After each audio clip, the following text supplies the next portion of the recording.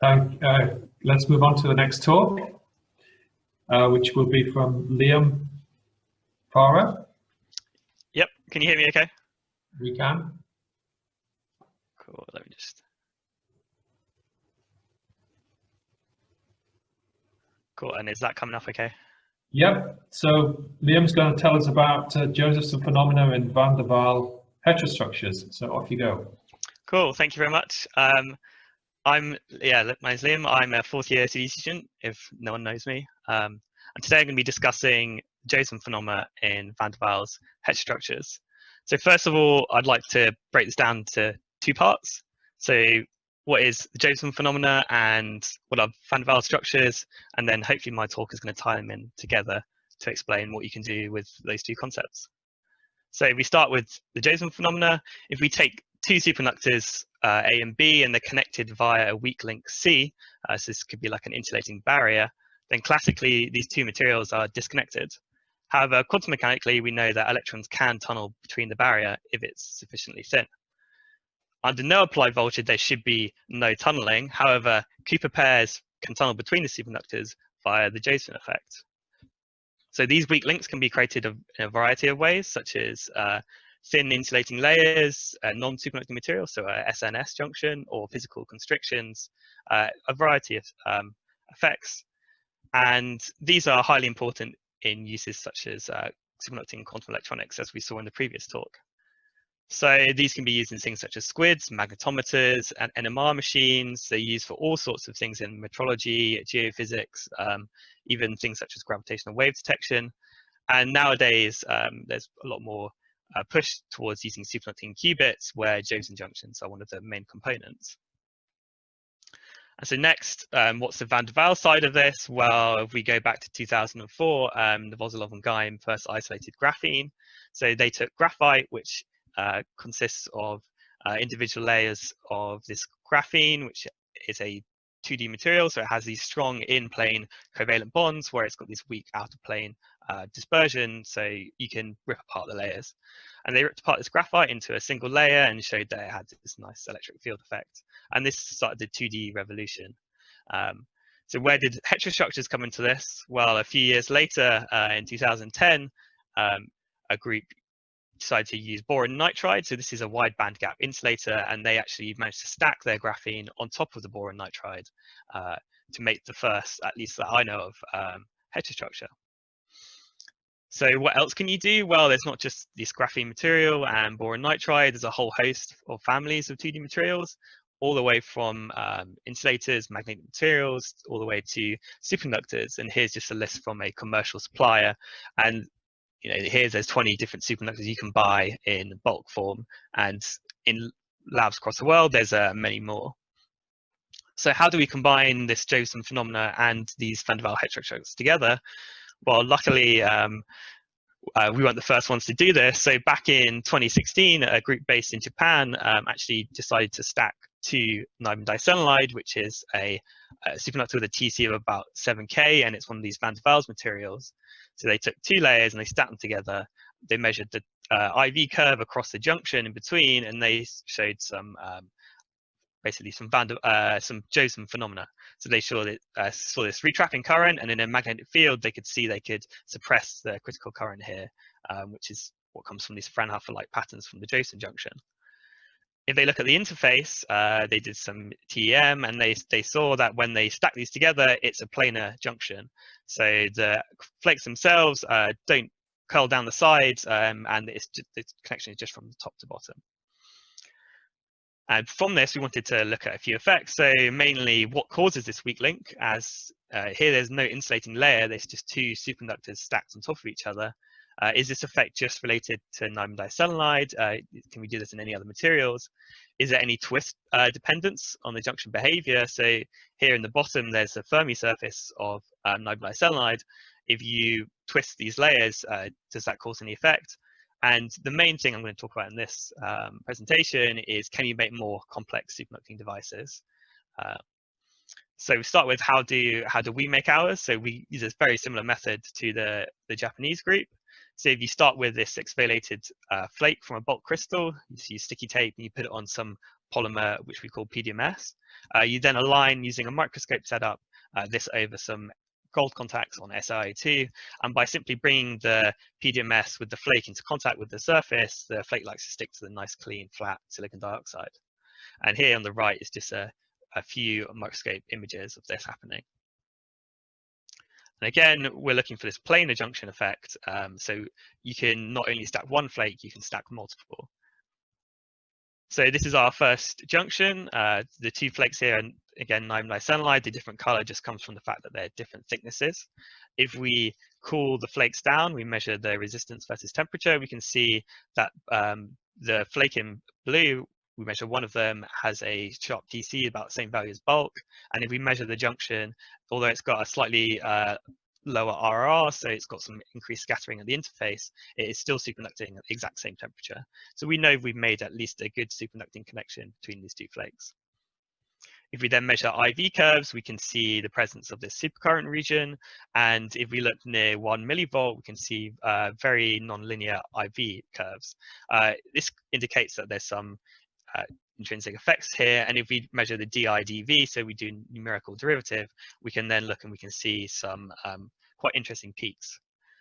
So if we compare our DI/dV to the previous group's results, here in the bottom right, what they saw were very sharp peaks as a function of temperature, and these don't look like what we see here. Instead, what we're looking at is a measurement of the density of states at the Fermi level, and this is indicative that instead of a Josephson type junction, like the previous group saw, we're more towards the tunneling junction end, where we can measure the density of states. So why is this, and why are our results different? Well, this was just our first sample, so we decided to measure a few more.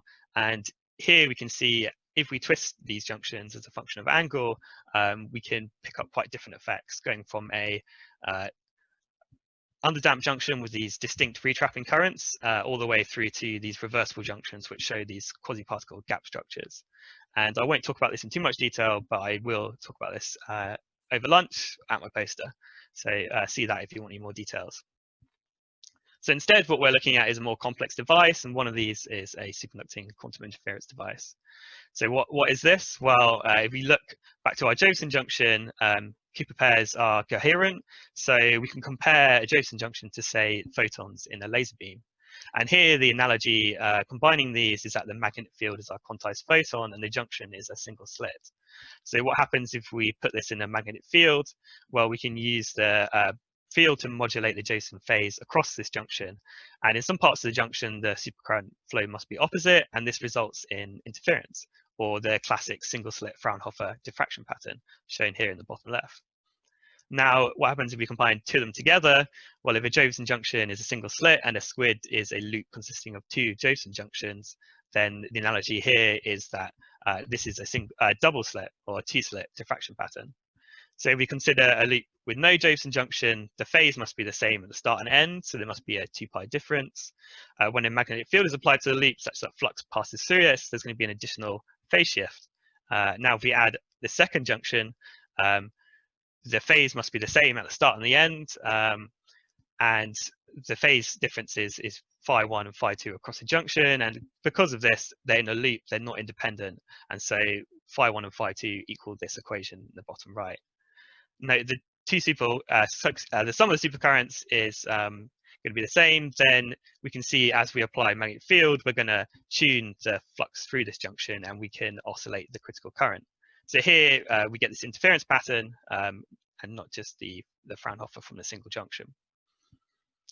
These are mainly used in magnetometers, and they're typically made, as we've seen in previous talks, of niobium or aluminium with an oxide layer in between. However, we want to make these out of our van der Waals devices. So how do we do this? Well, if we take our Josephson junction, and what we can do is just mill 3 holes in. So one on the two on the sides to shape the junction, and one in the middle to separate the Josephson junction itself into 2 individual ones. So we just do this using reactive ion etching, and in the bottom left, this is a junction which just has these holes milled through, and the dark regions here are the 2 Josephson junctions forming the squid loop. Here, if we measure the IV curves, we can look at the characteristics of this. So here we just use a copper coil with a small field through, and we can apply them up to microtesla. And the area of the junction itself, the loop itself even, dictates the field required to oscillate the current. So here we apply at the maximum value of critical current and the minimum, and this is something between 50 and 100 microtesla, and we can see we can oscillate the critical current quite nicely. If we then say apply a constant bias and measure the current as a function of magnetic field, we can recover these interference patterns, so this nice oscillation of the critical current. Here, if we look at 700 millivolt bias, we can see a modulation depth. So this is the difference from maximum to minimum critical current of about 30–40%. And if we go all the way to 90 millivolts, we can see up to 75% modulation depth. Here, there's a bit of noise, and this is just due to the fact we're using a closed cycle cryostat. So there's some refrigeration cycle, which is causing thermal fluctuations and introduces a bit of noise into the system. The good thing about these is that the modulation depth is large compared to commercial squids, where the change it from maximum to minimum critical current might be a few percent. Here we can change it all the way up to 75%. And part of the interest here is by changing the angle, we can look at non-hysteretic junctions, which we can then use in what's called a fixed current mode. So here we can apply a constant current and then measure the voltage. And by doing this, we can also recover oscillations in voltage with a change in voltage of 1.4 millivolts, which is very large compared to commercial junctions. So from this, what we've done is managed to create a quite high quality squid.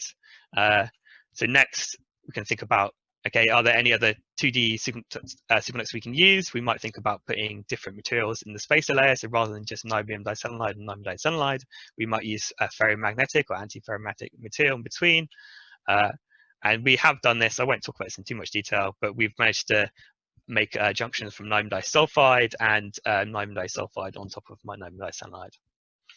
And with that, I'd like to thank my collaborators, especially my supervisor, Simon Bending, and I'm open to any questions.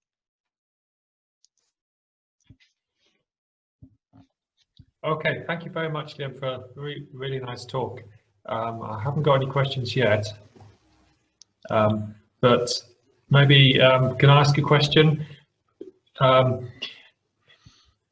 Does this type of squid have advantages over other squids? You seem to be implying that the sort of parameters were larger than other squids. So yeah, so I just had a quick look on, say, Google to see what squids you can buy, and comparing, say, the voltage difference. So if you want to make a low noise squid, you need a large voltage modulation because the amplifier electronics can induce a lot of noise. So I haven't looked at noise measurements, but at least from this seems like they can make very high quality low noise squids. I think one of the good aspects of this is a single crystal, so rather than a film. And I think part of the interesting aspect is the fact that you could make these out of a variety of materials. So this kind of opens up a new type of device where you might think about putting, say, like a topological insulator in here and seeing what might come out. Okay, Tobias Lindstrom has a question. Yeah, I was just wondering about if the material properties of the niobium selenide is well known. Is that just a sort of a pure S-wave BCS superconductor, or is there anything more exotic going on? So it looks like it's a anisotropic or two-gap S-wave system.